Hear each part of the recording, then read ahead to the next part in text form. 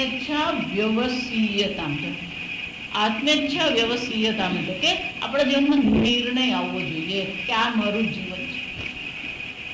જો આ નિશ્ચય વ્યવસીયતા બતાવે. છોકરો 9મા 10મામાં આવે ને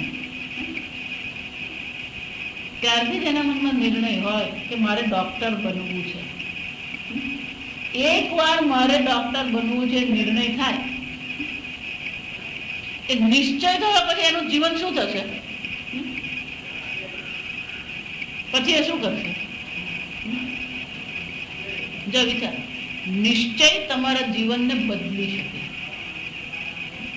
એકવાર નિર્ણય થયો મારે ડોક્ટર બનવું, માતા પિતા પણ પછી શું કરશે? રાતે 12 વાગે પાર્ટીમાંથી આવવું, લગ્નમાં જવું કરશે? કેમ? કે બાળકને ડોક્ટર બનાવવું હોય તો આજકાલ તો માતા પિતાએ વધારે ભણવું પડે, ભણવું નહીં પડે, વધારે કમાણી કરવી પડે.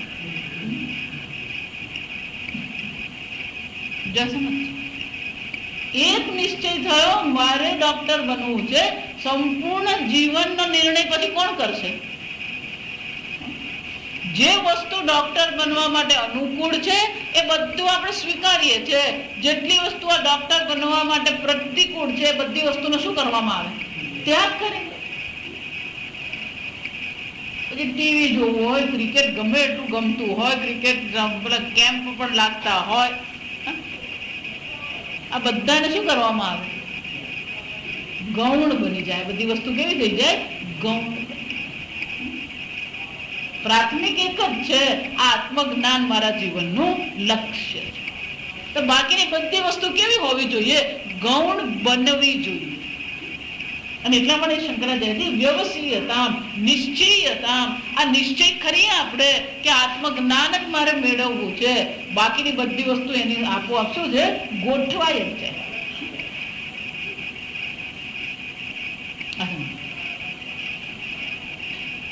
સંપૂર્ણ જીવન એને અનુરૂપ બનવું પડે, બનાવવું જ પડે. તો પહેલું જ શું કરવું પડે? જો આ બહુ અઘરો છે આ વસ્તુ. આત્મેચ્છા વ્યવસીય, જ્યાં આત્મજ્ઞાનને નિર્ણય કરવામાં આવ્યો, નિશ્ચય કરવામાં આવ્યો, તો પછીનું પગલું કયું છે? નિજગૃહાત તૂર્ણમ વિનિર્ગમ્ય. પહેલું પગલું કયું લેવાનું?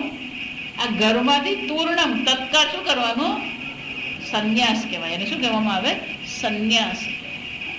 આત્મજ્ઞાન મેળવવું હોય તો આ સંન્યાસ ધારણ કરે, પોતાના ઘરને શું કરી દેવાનું? તૂર્ણમ વિનિર્ગમ્ય, એમાંથી બહાર નીકળી જાવ.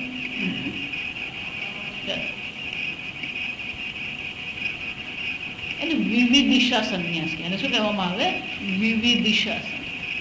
આત્મજ્ઞાન મેળવવા માટે જે સંન્યાસ ગ્રહણ કરવામાં આવે એને વિવિધિશા સંન્યાસ. એટલે શંકરાચાર્યજી કહે છે કે આ સંન્યાસ જ આત્મજ્ઞાન માટે અનુકૂળ છે.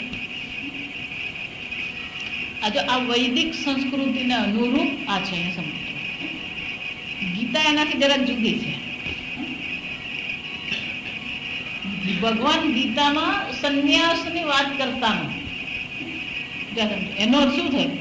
સંન્યાસી બનીએ તો જ આત્મજ્ઞાન થાય એવું જરૂરી નથી, અને જેટલા સંન્યાસી છે બધા આત્મજ્ઞાની છે એવું જરૂરી નથી. અર્જુનની ઈચ્છા તો સંન્યાસની જ થઈ હતી, અને એટલા માટે એને તો ભગવાને કહી જ દીધું, નયોત્સેતિ ગોવિંદ, હે ભગવાન મારે લડવું નથી, મારે તો આ શ્રેયની પ્રાપ્તિ કરવી છે. યત શ્રેયસામ નિશ્ચિતમ બ્રૂહિતં મે.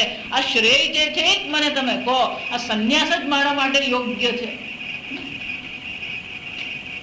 પણ ભગવાન ત્યાં આગળ રેડ સિગ્નલ બતાવે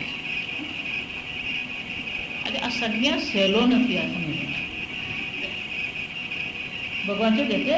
સંન્યાસસ્તુ મહાબાહો દુઃખમાપ્તુમ અયોગત. ઈશ્વરાર્પણ બુદ્ધિથી, સમર્થ બુદ્ધિથી જો આપણે જીવન જીવતા નથી તો આ જ સંન્યાસ આપણા માટે શું થઈ જાય છે? દુઃખમ આપતું. એ દુઃખ આપનાર બની શકે આપણા માટે. કેમ?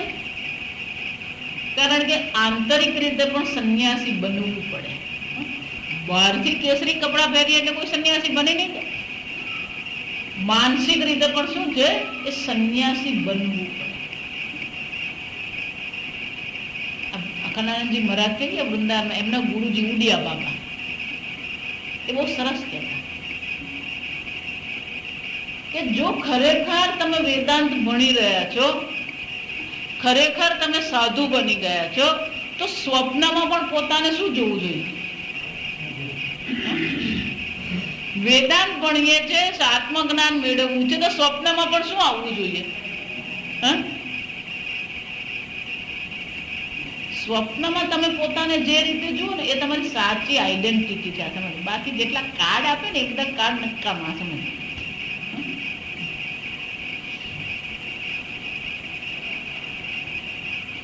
સ્વપ્નમાં તમે પોતાને સાધુ જુઓ છો, સ્વપ્નમાં તમે પોતાને વેદાંત અધ્યયન કરાવો છો.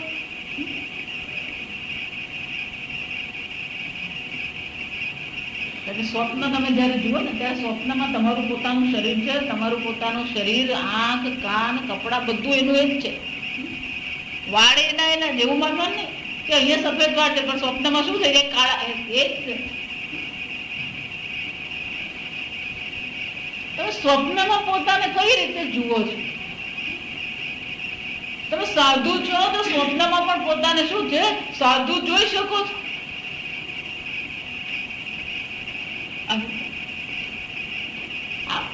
ભગવાન કહે બહારથી સંન્યાસ નહીં, આંતરિક રીતે આપણામાં સંન્યાસ છે કે નહીં?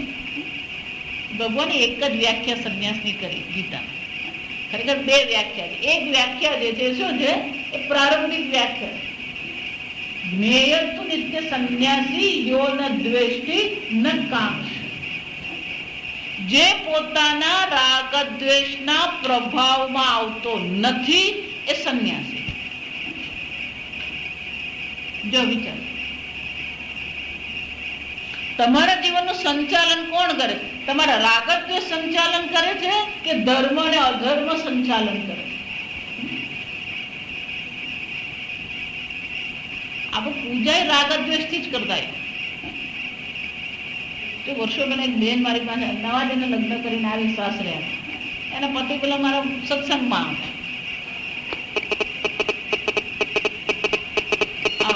મોબાઈલની નિશાની છે. આ સમજજો, જેટલી વાર ટુડુક ટુડુક થાય ને, આ મોબાઈલ કોઈનો પણ વાગે કે SMS આવે ને, એટલે અહીંયા અવાજ આવે. આ રેકોર્ડિંગમાં અહીંયા આગળ આવે.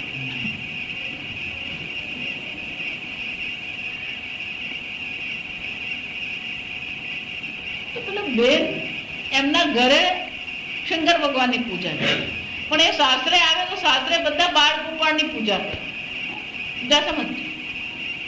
પેલી છોકરી મને આવી ને કે પણ કે મને કૃષ્ણમાં ભગવાન બુદ્ધિ થતી નથી. જો વિચાર, એટલે ભગવાનમાં આપણે શું કરીએ? રાગદ્વેષ. રાગદ્વેષથી છૂટવાનું છે, એને બદલે આ રાગદ્વેષ શું છે? ઈશ્વરની ભક્તિ દ્વારા આ રાગદ્વેષ ઓછા થવાનું. પણ એને બદલે એ રાગદ્વેષને શું કરી આપે છે? ઉમેરો કરી આપે.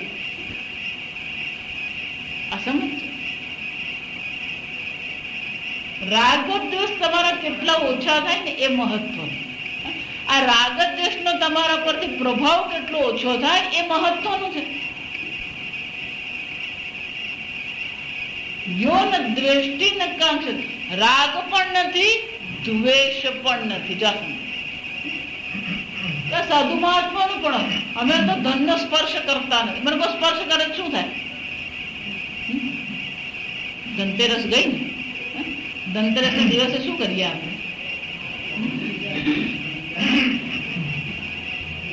લક્ષ્મી પૂજન. દિવાળી ના દિવસે પણ આ બધા વેપારીઓ શું કરે? ચોપડા પૂજન કરે.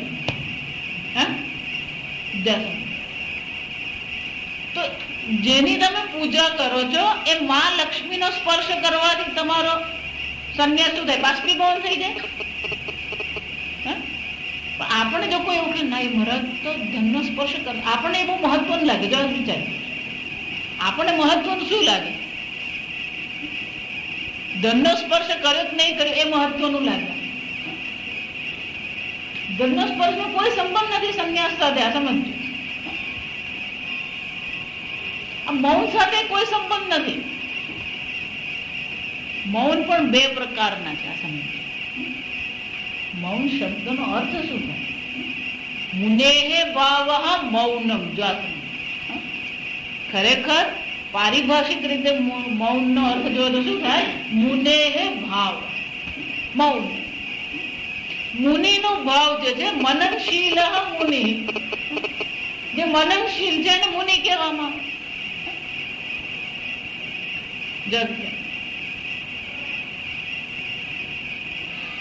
તો પોતાનું મન ક્યાં છે એ મહત્વનું છે મૌનમાં પણ. એટલે બે પ્રકારના મૌન છે. એક આત્મચિંતન કરવું એ મૌન છે, મનન કરવું એ પણ શું છે? મૌન છે. બીજું જે આપણે જે મૌન છે ને એને કાષ્ઠ મૌન કહેવાય. એને શું કહેવામાં આવે?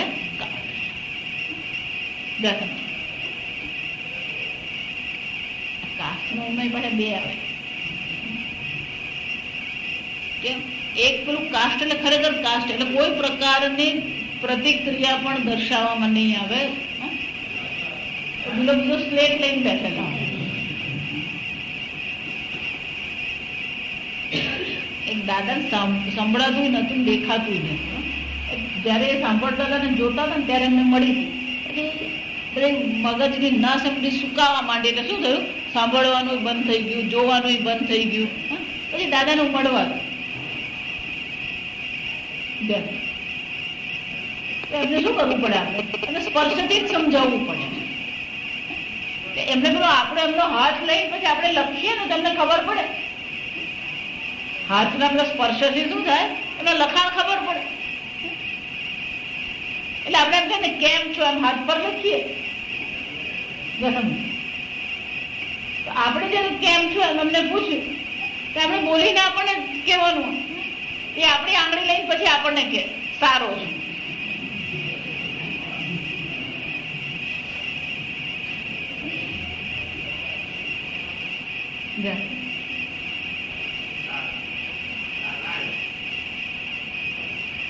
તો લખો છો એનો અર્થ શું થયો? ભૌતિક રીતે મૌન છે પણ માનસિક રીતે શું છે?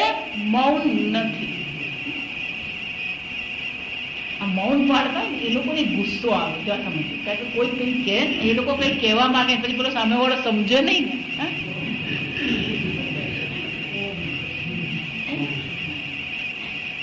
ને.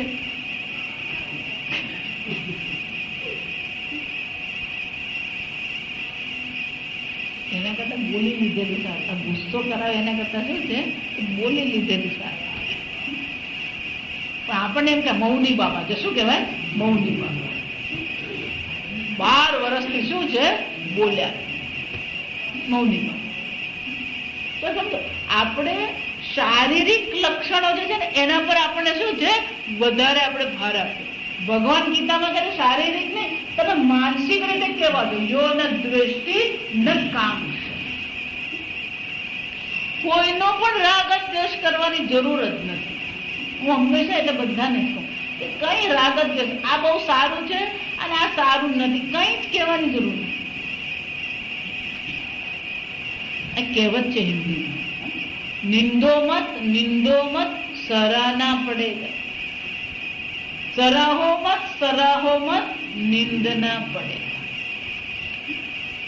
જેની આપણે બહુ નિંદા કરીએ ને પછી એક દિવસ એવો આવે કે આપણે એને શું કરવું પડે? એની પ્રશંસા કરવી પડે. અને જેની બહુ પ્રશંસા કરતા હોય એક જ અનુભવ આપણને એવો થઈ જાય, પછી તો એવા આગ ખાઈને પાછળ પડીએ.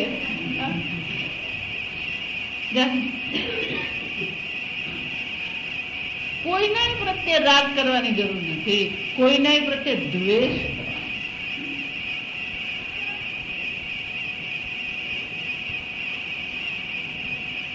જો વિચારો, કોઈ ગુણ પણ જો આપણે મુશ્કેલી શું છે? જ્યાં ગુણ દેખાય કે ત્યાં રાગ કરી લઈએ, દ્વેષ ક્યારે કરીએ? દોષ દેખાઈ ગયા તો શું કરીએ? દ્વેષ કરીએ. મહાભારતમાં પ્રશ્ન પૂછવામાં આવે, ગુણ દોષ કોને કહેવાય? વિચારો, ગુણ દોષ કોને કહેવાય? ગુણ દોષ જોવા એક દોષ છે. વિચાર, ગુણ દોષના દર્શન કરવા જે શું છે? દોષ. કે ગુણ દોષ સાપેક્ષિક છે. ગુણ દોષ કેવા છે? સાપેક્ષિક. એક દ્રષ્ટિએ જે ગુણ છે એક બીજી દ્રષ્ટિએ શું કહેવાય? દોષ. એક દ્રષ્ટિએ જે દોષ છે એક બીજી દ્રષ્ટિએ શું કહેવાય? ગુણ કહેવાય. દરેક વસ્તુ જો સમજો, આ જગતમાં કોઈ એવી વસ્તુ નથી જેને તમે ગુણ ન કહી શકો, જેને તમે દોષ ન કહી શકો.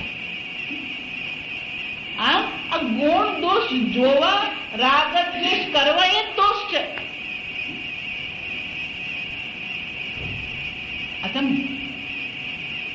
અને એટલા માટે આગળ શું કહે છે?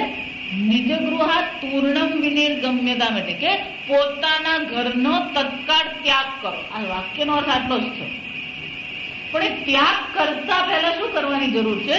માનસિક રીતે તૈયાર હોવાની જરૂર છે. જે મન ગુણદોષ નું ચિંતન કરનાર છે એ મન આપણને ક્યારે આત્મચિંતન નહીં કરવાનું. સ્વર્ગમાં જઈએ ને તો મહારાજશ્રી એવું કહેતા કે લોકોને જોઈને જ ખબર પડી જાય કે આ સ્વર્ગમાંથી આવ્યો કે નરકમાંથી આવ્યો. એવું કહેતા કે કેમ? કે જે આખો દાડો ફરિયાદ કરે ને, કચકચ કરે ને, એ નરકમાંથી આવ્યો. કેમ? એ ત્યાં માર ખાઈને આવ્યો ને, એટલે અહીંયા પછી શું કરે? બધી જ વાતમાં વાંધા વચકાય, બધી જ વાતમાં એને વાંકવું પડે. અને જે બધી જ પરિસ્થિતિમાં આનંદમાં રહી શકે એ કોણ છે? એ સ્વર્ગમાં જઈને જાતે. નાની નાની વસ્તુમાં પણ આપણે આપણા મનને બગાડીએ છીએ. હું એટલા માટે હંમેશા મારા પ્રવચનમાં કહું કે સૌથી મોટી સાધના એ છે કે તમે તમારા મનને શાંત અને પ્રસન્ન રાખી શકો છો. તમે કોઈ પણ પરિસ્થિતિ તમારી સામે આવે, તમારા મનને વિક્ષિપ્ત કરવાની જરૂર નથી. પરિસ્થિતિ બદલવાની જરૂર છે. નિર્ણય કરો ને આગળ ચાલો. એવી પરિસ્થિતિ તમે સહન કરી શકો એમ નથી, છોડીને આગળ ચાલો. પણ આ બબડવું, કકડાટ કરવો, કચકચ કરવી, એક જ ઉપાય છે. ક્યાં તો એને સ્વીકારી લો. પૂજ્ય સ્વામીજી એને બહુ સરસ શબ્દ વાપરે એના માટે, અંગ્રેજી. ચીયરફુલ એક્સેપ્ટન્સ. ચીયરફુલ એક્સેપ્ટન્સ એટલે કે સહર્ષ એનો સ્વીકાર કરી લો. આમ જ હોય. ડાયાબિટીસ છે, જો વિચાર શું કરી શકો? ચિન્મયાનંદજી ને ડાયાબિટીસ હોય, એમને 300 થી નીચે રહેતું જ નહીં. આ સમજો શું કરે? 10 દિવસના પ્રવચન કરતા હોય અને પ્રવચનમાં ભિક્ષામાં જતા હોય એટલે બધું ફરસાણ ને મીઠાઈ બધું જ ચાલતું હોય. એટલે પછી ડોક્ટરે પછી તપાસ કરે એટલે પછી એમ પૂછે કેટલું છે? સ્વામી 300 છે. ઓકે, 300 છે. આ વિચાર.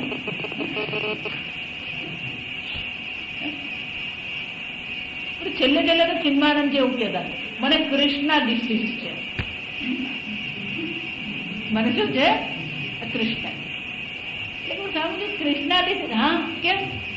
મધુરાધિપતે અખિલમ મધુર.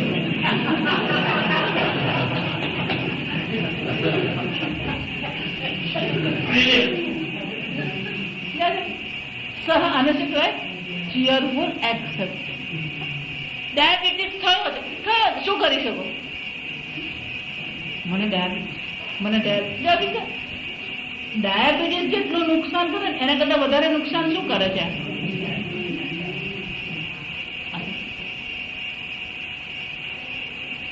માનસિક રીતે શું છે? સતત એમાં જ રહી જાય.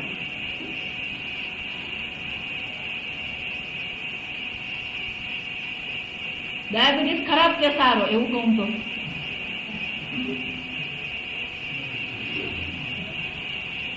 ચિન્માનંદજી કોઈ પણ જઈને એમ કે સ્વામીજી મને માથું બહુ દુખે, headache, because you have a હેડ.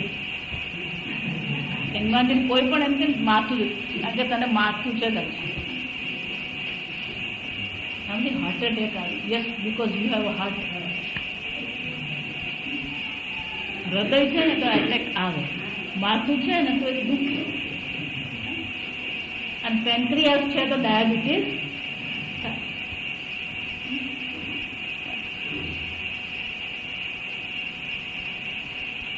ગુણ દોષથી આપણે શું કરીએ? મુક્ત પોતાને, રાગ દ્વેષથી પોતાને તો જ પ્રસન્નતા છે. આ સમજજો. ગીતામાં ભગવાન સ્પષ્ટ કહે છે, તમારું મન ઊંચું નીચું થાય છે, તમે દુઃખી થાવ છો, તમને ગુસ્સો આવે છે, તમે ડિપ્રેશનમાં છો, આ બધાનું કારણ એક જ છે, તમારા રાગ દ્વેષ અથવા તમારી ગુણ અને દોષ દ્રષ્ટિ. કોઈ આ જગતમાં તમને દુઃખી કરતું ને તમે જ તમારી જાતને દુઃખી કરો. એટલે ગીતામાં ભગવાન કહે છે, ઉદ્ધરે આત્માના આત્મા, તારે તારો ઉદ્ધાર કરવાનો. કોઈ કોઈનો ઉદ્ધાર કરી શકે છે નહીં. આપણને એમ લાગે આ શિબિર સરસ છે, સાધન પંચક ભણીશું, આપણે 25 ને કહી વળીએ. કેમ? કારણ કે આપણે અતિ ઉત્સાહી કાર્યકર. એટલે આપણે શું કરીએ? બધાને જ કહેતા પડીએ. જો કેવું સારી વસ્તુ છે, પણ ના પાડે તો દુઃખી ને. પણ આપણી મુશ્કેલી શું છે? એને કેટલું સમજાયું ને એને કેમ કીધું કે છોડ આ બધું, તું આવ શિબિરમાં. પહેલા જ મેં કહી દીધું, આ મનુષ્યનું લક્ષણ શું છે? સ્વતંત્રતા એનું લક્ષણ છે. આવવું કે નહીં આવવાની સ્વતંત્રતા એની પાસે છે. કેવું કે નહીં કેવું એની સ્વતંત્રતા તમારી પાસે છે. આ સમજ. પણ આવવું કે નહીં આવવાની સ્વતંત્રતા કોની પાસે છે?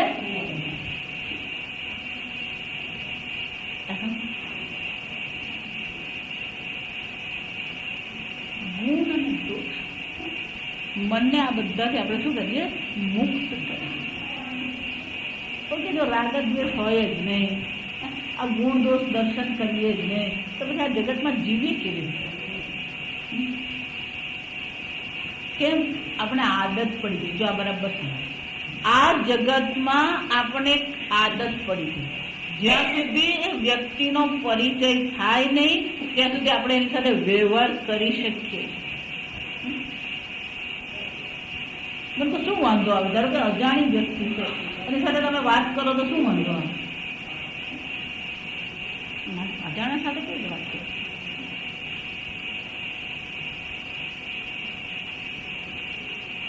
આપણે પોતાને એક જાળીમાં બાંધી દીધા. જો તમે પાંજરામાં પૂરી આવું હોય ને તો પછી મને ફાવે, આવું હોય તો મને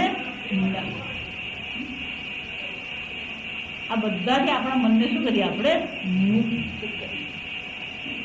અને તો જ પ્રસન્નતા. જો ગીતામાં ભગવાન કહે રાગ દ્વેષ વિયુક્તૈસ્તુ ઇન્દ્રિયાન વિષયાન ચરન. રાગ દ્વેષથી મુક્ત થયેલી ઇન્દ્રિયો વિષયોમાં ફરી રહી. વિષયોનો ત્યાગ નથી. જો સમજો, વિષય ભોગ કરવામાં કઈ વાંધો નથી, પણ ઇન્દ્રિયોમાં કેવું મન કેવું છે? રાગ દ્વેષ વિયુક્ત. આત્મવશ્ય. એ ઇન્દ્રિયો કેવી છે? તમારા વશમાં. વિધેય આત્મા સંયમી છે. પ્રસાદમ અધિગત. ગીતામાં ભગવાન કે આત્મજ્ઞાન એને જ થાય, આત્મનિષ્ઠા એને જ મળે જેનું મન પ્રસન્ન રહે. પ્રસાદમ અધિગત. પ્રસાદે સર્વ દુઃખાના હાનિ અસ્ય ઉપજા. એક વાર જો તમારું મન પ્રસન્ન છે, જો વિચાર, ખૂબ કામ હોય, મહેમાન આવવાના હોય, અને છોકરાઓ દોડ ભાગ કરે, તોફાન કરે, અને દોડ ભાગમાં તમે પેલા કાચના ગ્લાસ આમ કાઢી નથી મૂક્યા ને છોકરાઓ તોફાન કરીને શું કરે? પછી તમારી હાલત શું છે? શાંતો હમ શાંતો.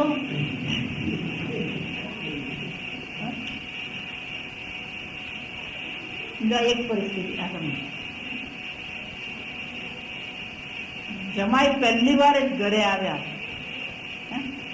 અને એમને આમ ગ્લાસમાં પાણી આપ્યું, કંઈક કારણસર હાથમાંથી છટકી ગયો અને જમાઈ રાજના હાથમાંથી ગ્લાસ શું થયો? શું થયું? નીચે પડ્યો. શું કરવાનું?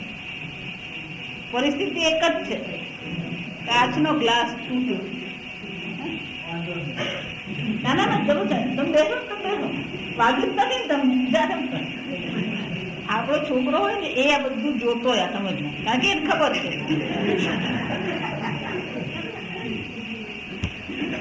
એ મનમાં નિર્ણય કરી લે કે જમાઈ પતીએ ને પછી આ બધું પાસ થઈ જાય.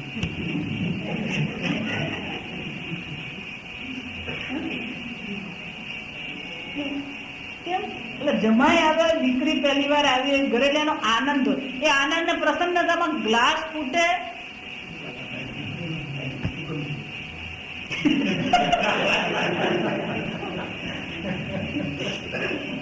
અને આપણો ઘરમાં છોકરો છોડે તો સુખ જ નહીં કહેવાય. શું કહેવાય?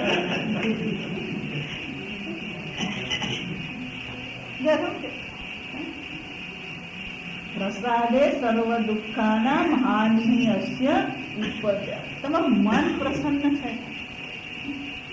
કેમ? પ્રસન્ન ચેતસ આશુ બુદ્ધિ પર્યવતી. જે પ્રસન્ન ચિત્ત વાળો જે છે એની બુદ્ધિ શું છે? આશુ શીઘ્ર આત્મચિંતનમાં સ્થિત થઈ છે. આમ પ્રસન્નતા મુખ્ય વસ્તુ.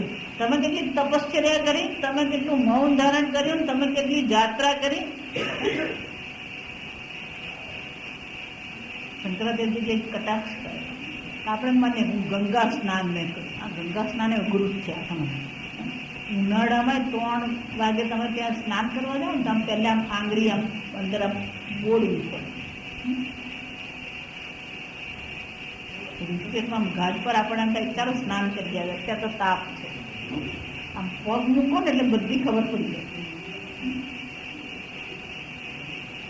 જાય. ગંગા સ્નાનનું પુણ્ય છે, શાસ્ત્ર કહે છે. જો સમજ એટલે શંકરાચાર્યજીના કટાક્ષ છે કે ગંગા સ્નાનનું પુણ્ય છે ખરું, પણ મુશ્કેલી શું છે? આજે આ ગામડાનું દ્રષ્ટાંત છે, બહુ મજાનું દ્રષ્ટાંત. ગામડામાં એમાં તળાવ હોય, ભેંસ હોય ને એ ભેંસને પેલી બગી કહેવાય. બગીને શું કરે? એને હેરાન કરે. એટલે ભેંસ શું કરે? પેલું તળાવમાં ઉતરે ને એટલે આમ તળાવમાં જેવું આમ પેલું પાણીમાં ભેંસ આમ બેસે એટલે પેલી બધી શું થઈ જાય? ઉડે બધી. પણ જ્યાં પાછી આમ બહાર નીકળે એટલે શું થાય? એમ ગંગા સ્નાન કરે એટલે બધા પાપ આમ ઉચકાઈ જાય ખરા.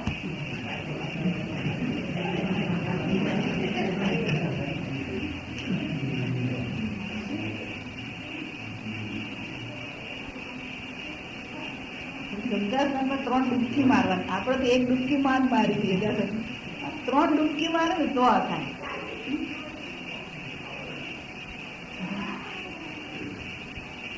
શંકરાચાર્યજીને કટાક્ષ એવો કરે છે કે માછલી જન્મી ગંગામાં, રહી પણ ગંગામાં, અને મૃત્યુ ક્યાં પામી?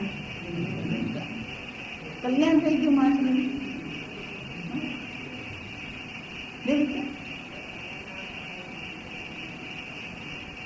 પુરુષે ગંગા સાગર ગમન વ્રત પરિપાલન અથવા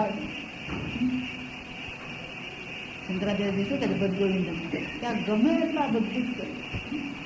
જ્ઞાન વિહીનમ એતત્ સર્વમ. પણ આ તત્વ જ્ઞાન જો આપણી પાસે નથી, આત્મજ્ઞાન નથી, તો આ બધી વસ્તુ શું છે? વ્યર્થ. આત્મજ્ઞાનનો નિશ્ચય જોઈએ. આ રાગદ્વેષથી આપણે છૂટીએ, આ ગુણ દોષનું ચિંતન છોડીએ આપણે.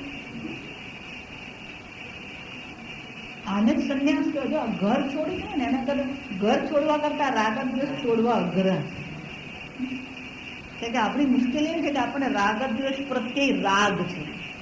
આપણે આપણી બધી વસ્તુઓ ગમતી હોય. આપણને જે રંગ ગમતો હોય ને આપણને એવું લાગે કે આ રંગ સરસ છે, અને આપણને ન ગમતો હોય ને એવો રંગનું કપડા જો કોઈ પહેર્યા હોય તો આવું મિયા જેવું પહેર્યું ચાલ.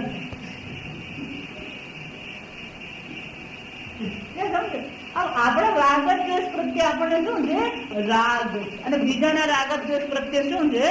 દ્વેષ. ભાવે ભાવે તને કારે ના ભાવે.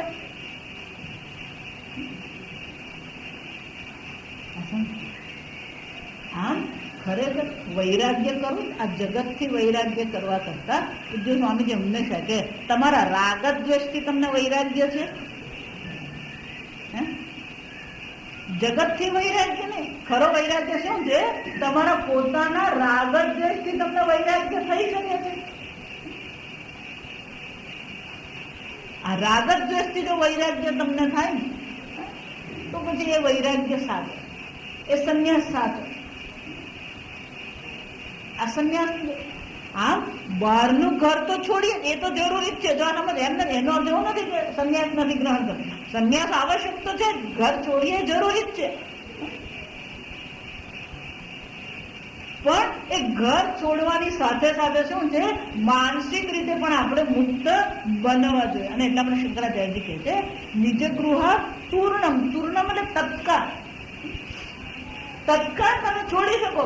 આપણે તો છોડ્યા પછી પસ્તાવીએ. આપણી હાલત તો શું થાય?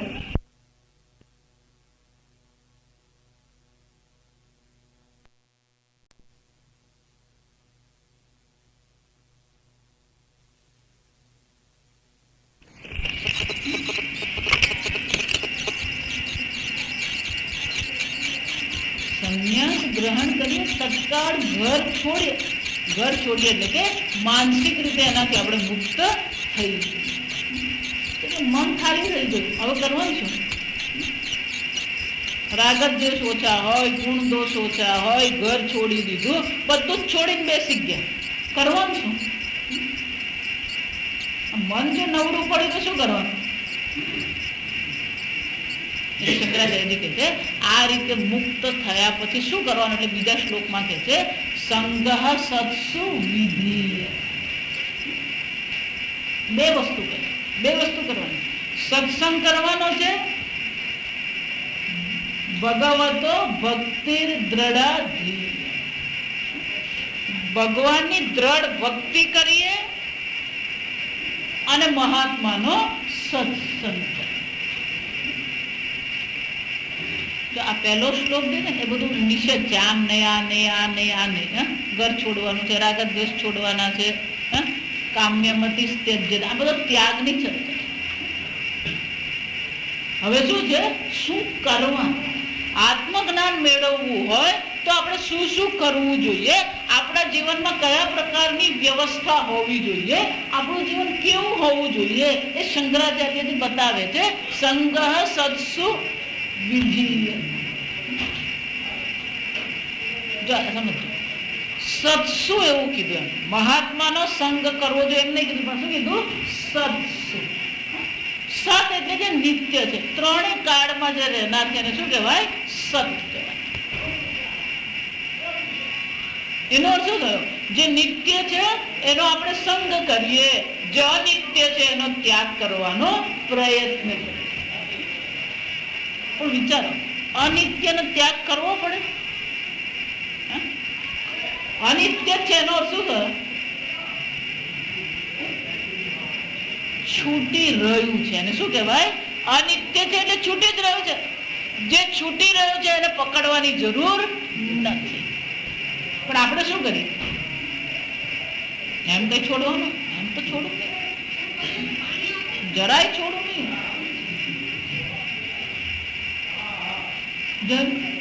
હું ઘર તો નહીં જ છોડું, પણ એ જે મારો ભાડું છે ને એને નહીં છોડું.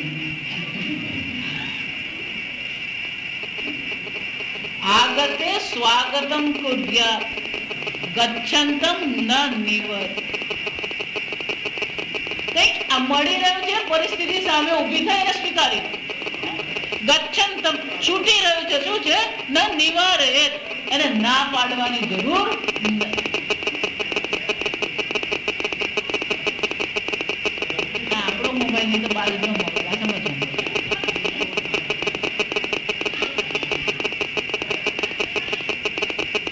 ન નિવારે. કંઈક છૂટી રહ્યું હોય તો શું કરવાનું છે? એને અટકાવવાની જરૂર નથી. આ સંપૂર્ણ, જો વિચાર, આ સંપૂર્ણ જગત તમને આવીને એવું કહે છે કે હું નિત્ય છું. ધન તમને એમ કહે છે કે હું સુખ સ્વરૂપ છું. આ શરીર તમને એમ કહે છે કે આનંદ સ્વરૂપ છું. આ શરીર એવું કહે છે હું નિત્ય છું. આ જગત તમને કહે છે. જગત પોતાને કઈ રીતે પુરવાર કરે? નિત્ય રૂપે કે અનિત્ય રૂપે? જગત તો પોતાને અનિત્ય રૂપે જ પુરવાર કરે છે. આ સમજજો. તો જે અનિત્ય છે અને અનિત્ય માનીને આપણે શું કરીએ, એને છોડી દઈએ, છૂટી રહ્યું. આ સમજવાનું. છોડીએ ને તો દુઃખ થાય, છોડીએ તો શું થાય, પણ છૂટી જાય તો આપણું ઊંધું છે. છૂટી જાય ને તો દુઃખ થાય.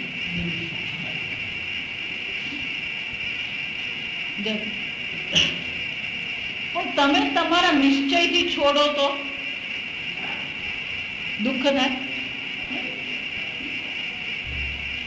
ધન ગુમાવ્યું ને શહેરમાં તો દુઃખ થાય.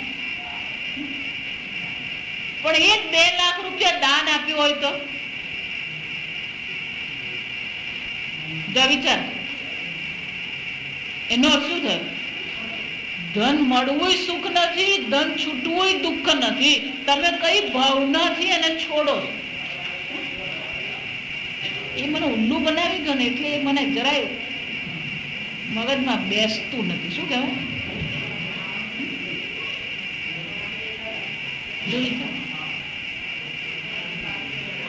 છોડી દો.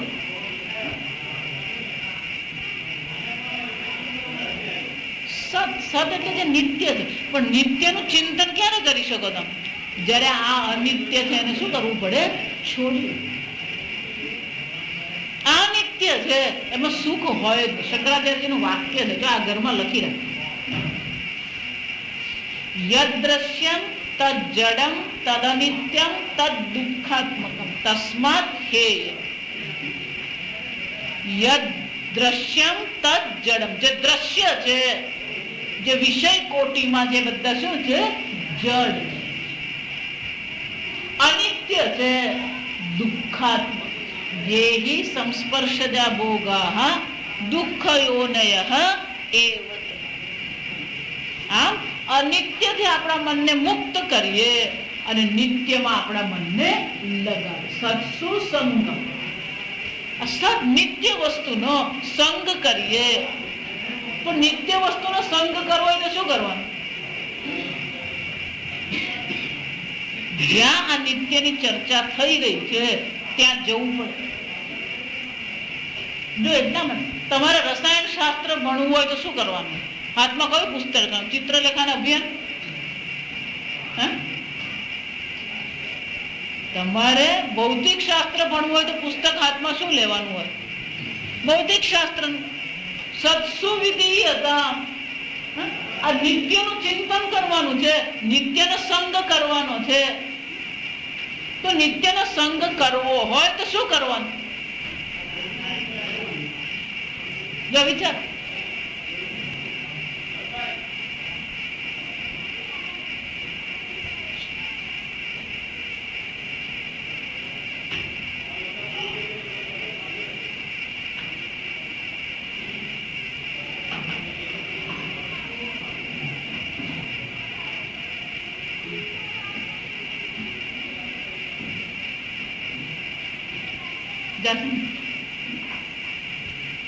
નિત્યનો સંગ કરવો હોય તો પછી આપણા હાથમાં ગ્રંથ કયો હોવો જોઈએ જેમાં નિત્યની ચર્ચા કરવામાં આવી છે?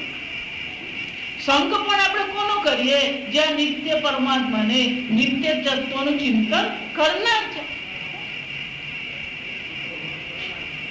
જે નિત્યની ચર્ચા કરનાર છે, જે નિત્યની વાતો કરનાર છે. આપણે એમ જ મજા આવે. જો સમજો, જે સ્વામીજી એકવાર અમને કીધું, જયારે ઋષિકેશ અધ્યયન કરવા ગયા તો તે વખતે આપણે નિર્ણય કરી લીધો કે રેડિયો સાંભળવો નહીં. ત્યારે ઓલ ઇન્ડિયા રેડિયો હતો. એટલે સમાચાર સાંભળવાના નહીં, કોઈ ન્યૂઝપેપર વાંચવાનું નહીં, કશું જ નહીં. સ્વામીજી કે 3-4 વર્ષ સુધી શું કર્યું?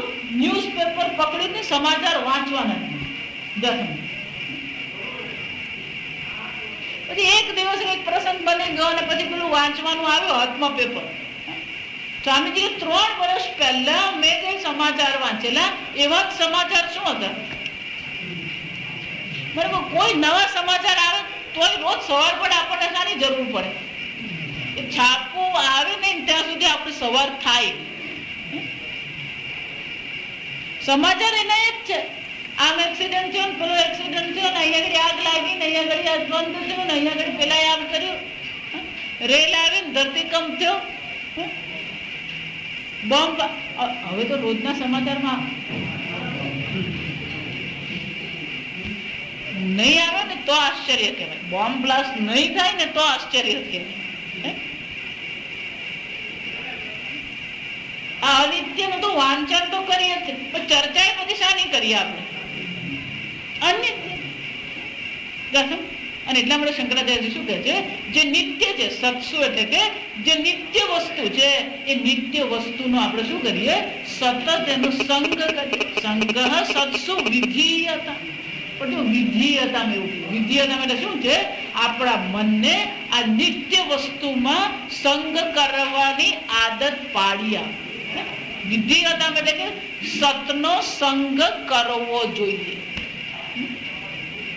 જે નિત્ય છે એનો આપણે સંગ કરીએ, જે અનિત્ય છે એનો આપણે ત્યાગ કરીએ, નિત્યનું ચિંતન કરીએ. નિત્યનું ચિંતન કરે ને કંટાળો આવે. શું થાય? આમ જુદું જુદું આવવું જોઈએ. રોજ તમને હું દૂધીનું શાક ને રોટલી શાક ખવડાવું, દૂધીનું શાક, તો શું થાય?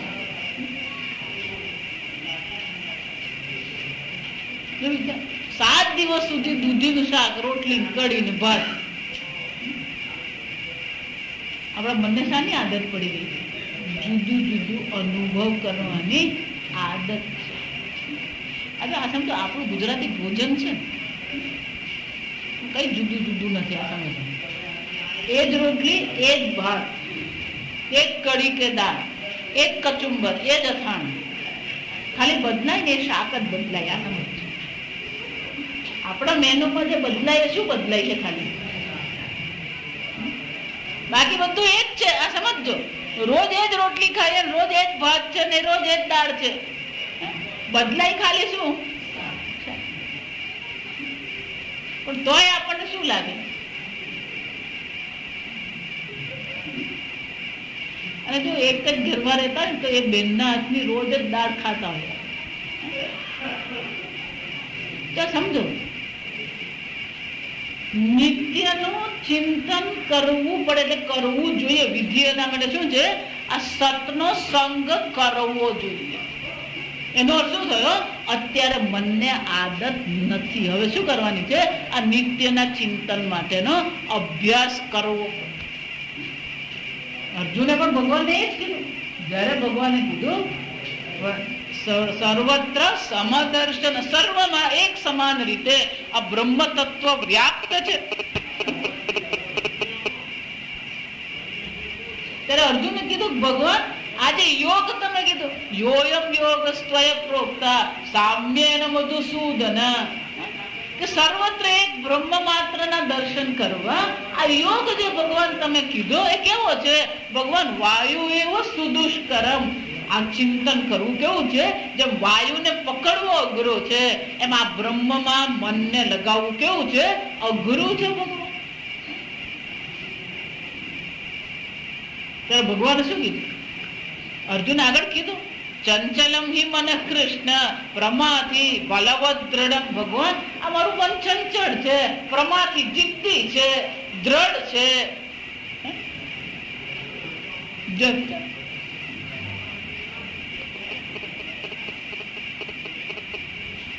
તો ભગવાન શું કીધું? અસંશય મહાબાહો. અર્જુન એમાં કોઈ સંશય જ નથી કે તારું મન ચંચળ છે. આને શું કહેવાય? પહેલા સ્વીકારી લો, પહેલા સ્વીકારી લો મન ચંચળ. આપણી મુશ્કેલી શું છે? મારું મન તો ચંચળ છે, એનો અસ્વીકાર કરીને શું કરીએ છીએ આપણે? વિક્ષેપ વધારીએ છે. એટલે ભગવાન શું કે છે? અસંશય. અર્જુન એમાં કોઈ સંશય છે જ નહીં કે મન ચંચળ છે. આને કહેવાય સ્વીકાર. જો કોઈ પણ વસ્તુ તમારે બદલવી તો પહેલા એ વસ્તુને સ્વીકાર. પણ આપણે શું કરીએ? જ્યાં એને બદલે તરત એનો વિરોધ કરીએ. જ્યાં વિરોધ કરીએ ને એટલે તત્કાળ સંઘર્ષ આવે. આ સમજો, વિરોધ કરીએ એટલે વિરોધનું પહેલું પરિણામ શું આવવાનું છે? સંઘર્ષ. એટલે ભગવાન આપણને શીખવે છે કે પહેલા શું કરી દો? એનો સ્વીકાર. સ્વીકાર કરીએ ને એટલે અડધું દુઃખ આપણું ઓછું થઈ જાય. મન ચંચળ છે. ભગવાન શું કે છે? અસંશયમ. એમાં કોઈ શંકા કરવાની જરૂર નથી. મન આપણું કેવું છે? ચંચળ. ભગવાન મેં કીધું મન ચંચળ છે, હવે તમે એમાં ઉમેરી આપ્યું અસંશય. એમાં કોઈ સંશય જ નથી.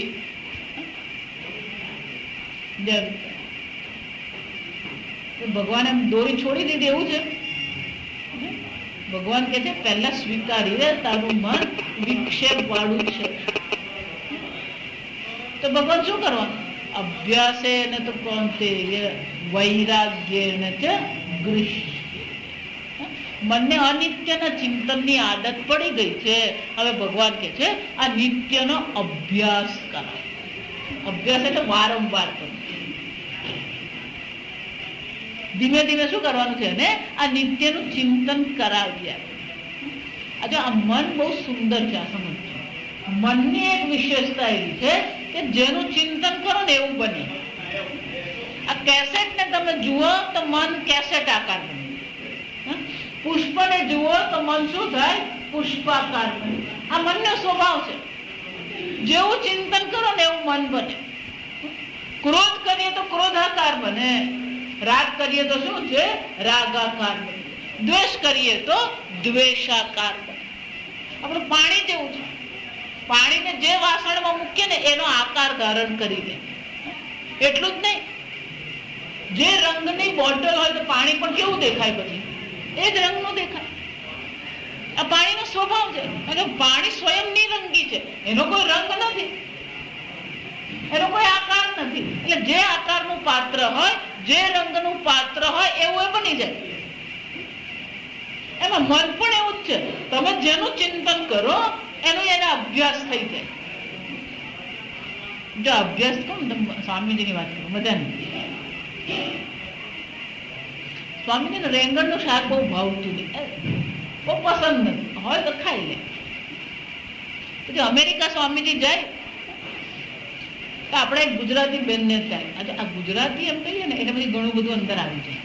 આ સમજમાં પહેલું એવું આવ્યું છે, ભલે એની પાસે આમ 8 ફૂટ બાય 4 ફૂટની એક નાની મસ્તી જગ્યા હોય ને, એમાં 2 રેંગણના છોડ હોય, 2 મરચીના છોડ હોય, પછી પેલી કોથમીર હોય, મેથી ભાજીના. આ ગુજરાતી આ ટિપિકલ. રીંગણે પાછા પેલા સુરતના પેલા રવૈયા. એટલે સ્વામીજી જયારે આ ભોજન માટે ગયા ને તો પેલા બેનને ત્યાં સરસ મજાના રવૈયા અને પેલા રેંગણ થયા. એટલે એમને સ્વામીજી ઘરે આવે છે તો શું કરીએ? આ રીંગણના રવૈયા, એટલે રીંગણના રવૈયા બનાવ્યા. સ્વામીજીને પેલો રવૈયાનો મસાલો ખૂબ ભાવી ગયો. એટલે પેલો સ્વામીજી પેલો મસાલો રવે એટલે સ્વામીજી ખાધું, ભાવ્યું એટલે સ્વામીજી પૂરું કર્યું. એટલે આ બેનને એમ થયું કે બહુ ભાવ્યું. પાછું એમને એમ થયું કે આ મૂકે તો મૂક્યું એટલે થાય ગયું. એટલે આ બેને એવો નિર્ણય કરી લીધો કે સ્વામીજીને રીંગણના રવૈયા બહુ ભાવ. સ્વામીજી કે ત્યાર પછી હું જેટલા ગુજરાતીઓને ઘેરે ગયો બધાને ત્યાં મેં શું ખાધું?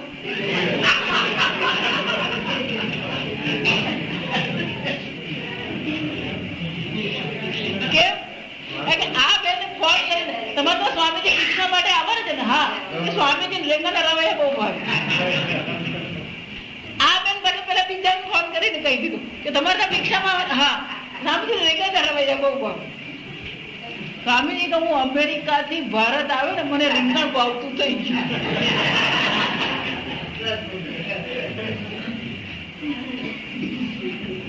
આને કહેવાય અભ્યાસ. આને શું કહેવાય? ગમે કે નહીં ગમે પણ શું કરો? અભ્યાસ કરતા. વારંવાર નિત્યનું ચિંતન કરીએ, અભ્યાસ કરીએ ને એ ગમે જો સમજ. એમાં બધી ગમો અણગમાનો કોઈ પ્રશ્ન નથી. ફક્ત શું કરવાનો છે? અભ્યાસ કરતા. એક વાર અભ્યાસ કરતા રહીએ એટલે આપોઆપ શું થવાનું, એમાં રુચિ મનને થઈ જ, આ મનનો સ્વભાવ છે, આ મનનો જેવો સ્વભાવ. એને વારંવાર જે વસ્તુ કરાવીએ વસ્તુ એને શું થઈ જાય, ગમી જ જાય. એમ આપણે શું કરીએ, સંગ સત્સુ વિધીયતા, સતત એ પરમાત્માનું, નિત્ય પરમાત્માનું સંગ કરીએ આપણે. એક વાર સંગમાં આપણને આનંદ આવવા માંડ્યો,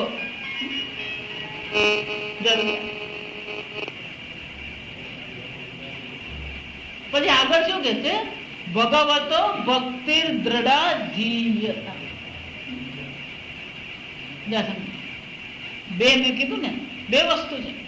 એક તો નિત્યનો સંગ કરીએ, અને જ્યાં નિત્યનું ચિંતન થઈ રહ્યું છે સત્સંગ કરીએ આપણે, અને સાથે સાથે શું કરીએ, ભગવત ભક્તિ દ્રઢા ધીયે. ભગવાનની ભક્તિ બધાની પાસે જ છે. મંદિરમાં જઈએ તો પગે લાગીએ, મંદિરમાં જઈએ આપણે ફૂલ ચડાવીએ, નાળિયેર ચડાવીએ, ભક્તિ તો છે. પણ શંકરાચાર્ય શું કે છે, દ્રઢા. દ્રઢા એટલે શું છે, એને દ્રઢ કરવાની જરૂર છે.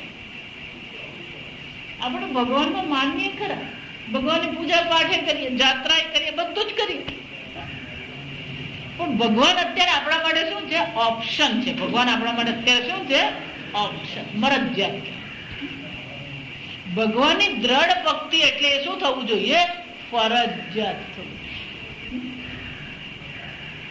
એક દિવસ ચા નહીં પડે ને તો કેવી હાલત થાય.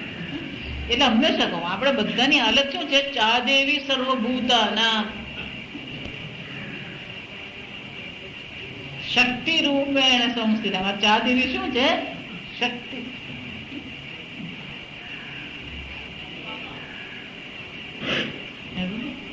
દ્રઢ ભક્તિ ભગવાનમાં દ્રઢ ભક્તિ એટલે કે જાગી બીધી રાખે રામ, તાગી બીધી રહીએ. જો સમજો,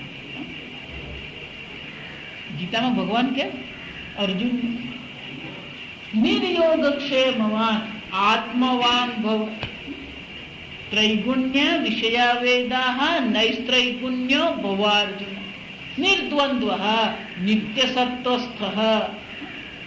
જો સંક્ષેપમાં કહી દીધું, પણ ભગવાને બધું જ કહ્યું. નિર્દ્વંદ્વ, આ ગુણ દોષ શીત ઉષ્ણ આ બધામાંથી શું છે, મનને મુક્ત કરી દે, નિર્દ્વંદ્વ બની જાય. શીત ઉષ્ણ એ જો સમજજો,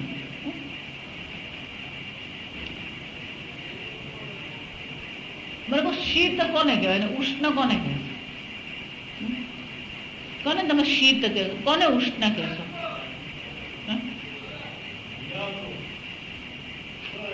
મારી આંગળીમાં દાજે ને ઉષ્ણ કહેવાય, ઠંડુ લાગે ને ઠંડુ.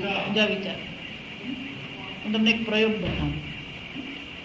એક ગ્લાસમાં ગરમ પાણી લો અને એક ગ્લાસમાં ફ્રીજનું પાણી લો. બે આંગળી શું કરવાની, બે હાથની બે આંગળી શું કરવાની, એમાં ડૂબાડવાની. એક ત્રીજો ગ્લાસ માટલાના પાણીનો તૈયાર રાખવાનો. એક બરફનું પાણી છે, એક ગરમ પાણી, બંનેમાં તમારી આંગળી શું કરવાની, ડૂબાડી રાખવાની. 30 સેકન્ડ ડૂબાડી રાખજો. પછી બંને આંગળી કાઢીને ક્યાં મૂકો, આ ગરમ પાણીમાં ડૂબાડેલી જે આંગળી છે એ તમને શું કહે છે, આ પાણી શું છે, ગરમ પાણીમાં ડૂબાડેલી છે, તો આ પાણી શું છે, ઠંડુ. બરફના પાણીમાં ડૂબાડેલી છે, એને આ પાણીમાં તમે ડૂબાડો તો શું કહે છે, મને કહો, ઠંડુ ગરમ કોણ છે?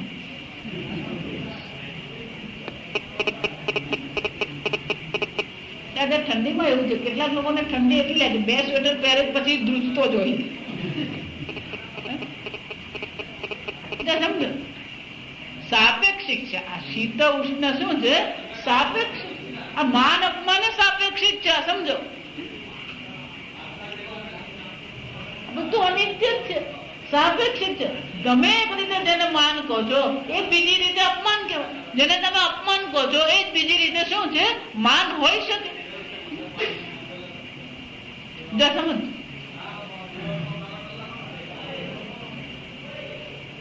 કોને માન કહીએ, કોને શીત કહીએ, કોને ઉષ્ણ કહીએ? સાપેક્ષિક છે. બધી વસ્તુ કેવી છે? સાપેક્ષિક. એ જ રીતે આ ભક્તિ આપણી કેવી છે?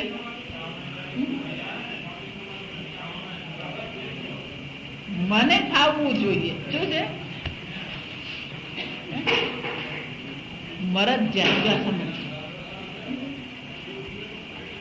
ભક્તિ પણ શું થવી જોઈએ? દ્રઢ થવી જોઈએ. એનો અર્થ કે એ ફરજિયાત થવી. ભગવાનનું નામ તો લેવાનું, ભગવાનનું ચિંતન તો કરવાનું. ભગવત ભક્તિ દ્રઢાધીયતા. દ્રઢ ભક્તિ થવી જોઈએ. ભક્તિ બધા જ કરે પણ ભક્તિમાં દ્રઢતા આવતી નથી. અને એટલે માટે ભગવાન શું કહે છે? નિર્દ્વંદ્વ નિત્ય સત્વસ્થ નિર્યોગક્ષેમવાન અપ્રાપ્ત છે પ્રાપણમ યોગ. જે અપ્રાપ્ત છે એને મેળવવું એને યોગ કહેવાય. પ્રાપ્તસ્ય રક્ષણમ ક્ષેમ. જે પ્રાપ્ત થઈ ગયું છે એની રક્ષા કરવી એને શું કહેવામાં આવે? ક્ષેમ કહેવામાં. ભગવાન કહે છે આ બે થી તું મુક્ત થઈ જાય. નિર્યોગ ક્ષેમ. આપણી આખી જિંદગી યોગ અને ક્ષેમ જ છે. આખી જિંદગી શું છે? યોગ અને ક્ષેમ જ. કંઈક મેળવ્યું અને કંઈક સાચવ્યું. લગ્ન યોગક્ષેમ છે, બાળકો યોગક્ષેમ જ છે. અને બાળકના લગ્ન કરીએ એ યોગક્ષેમ જ છે. બાળકને તો બાળક આવ્યું એ પણ શું છે? યોગ. આખી જિંદગી આપણી યોગ અને ક્ષેમમાં જ જાય. ધન મળ્યું યોગ, ધનને ડિપોઝિટમાં મૂકી દીધું ક્ષેમ.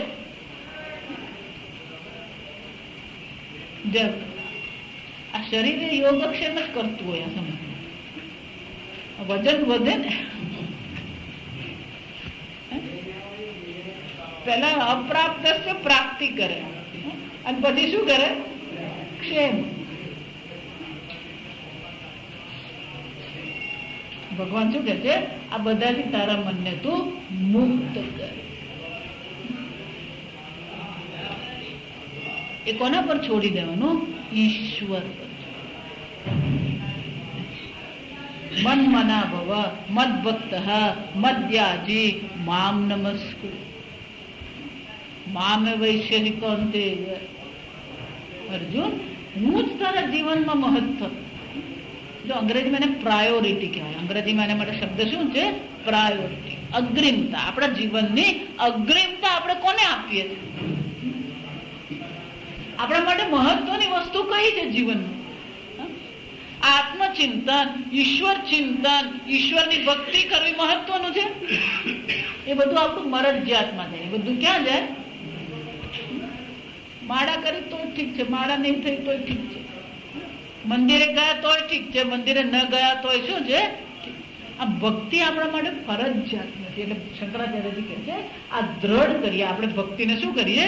દ્રઢ બનાવીએ.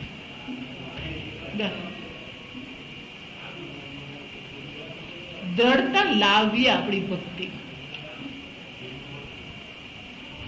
ગોપીઓને પૂછવામાં તમારા માટે સુખ દુઃખ શું છે? જો વિચાર. શ્રી કૃષ્ણનું સ્મરણ એ સુખ છે. શ્રી કૃષ્ણનું વિસ્મરણ એ દુઃખ. જો વિચાર. આને કહેવાય દ્રઢ ભક્તિ. અમે આશ્રમમાં વ્યાકરણ ભણતા ને, પાણીની વ્યાકરણ. ગુરુ તો ખરું જ. એટલે પેલો ભણાવે પછી રૂમમાં જઈને પછી આમ કલાક માથાકૂટ કરવી પડે. એટલે પછી આશ્રમમાં ભણીએ ને એવું માનવાનું નહીં. પછી પરીક્ષા લેવામાં, પરીક્ષા તો લેવામાં આવે નહીં. એટલે આજે જે ભણાવવામાં આવ્યું, આજે જો પાકું નહીં કર્યું તો પછી શું છે? એ પાછું આવવાનું જ નથી. કઠોપનિષદ સ્વામી જે ભણાવીએ, કઠોપનિષદ ભણાવે ત્યારે પાકું કરી લેવાનું. કેમ? પછી કઠોપનિષદ પછી પરીક્ષા તો આવે નહીં. પછી મુંડક ઉપનિષદ આવે. પછી મુંડક પછી પેલો કેનો ઉપનિષદ આવે, કેના પછી તૈત્તિરી આવે. એટલે એક પછી એક ઉપનિષદ આવતા જ જાય. એટલે ભણાવે ત્યારે શું કરી લેવું પડે? એમને પરીક્ષા વખતે વાંચી લઈશું. જા એમ પાણીના સૂત્રો ભણાવે, એનો નિયમ સમજાવે, એ પણ શું કરી લેવું પડે? દ્રઢ કરી જ લેવું પડે. એટલે મારા આચાર્ય સિદ્ધબોધાનંદ જે હતા ને અમને એવું કહેતા કોઈ ઊંઘમાંથી ઉઠાડીને પૂછે ને તો આવડવું, તો માનવાનું કે દ્રઢ. આપણે તો ઊંઘમાંથી ઉઠાડે પછી આંખ ખોલીએ, પછી ચા મળે,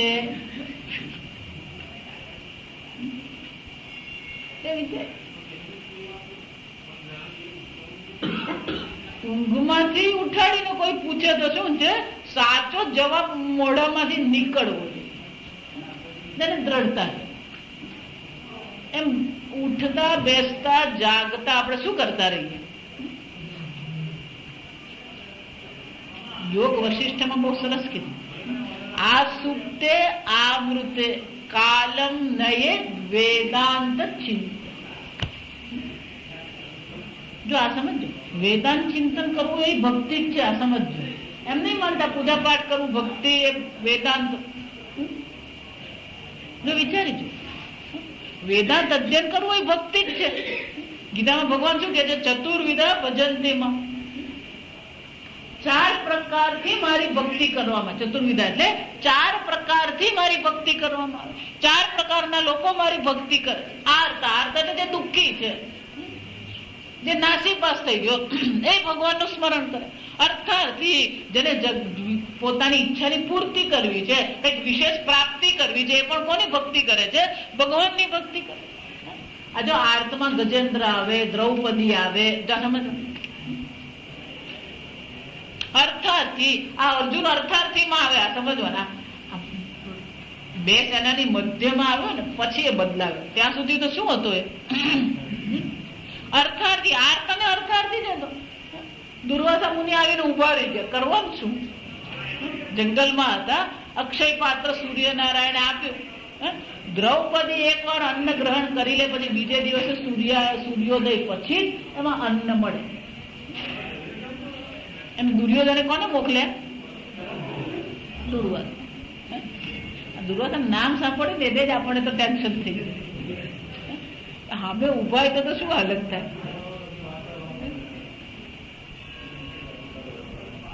એટલે દ્રૌપદીએ કોને યાદ કર્યા?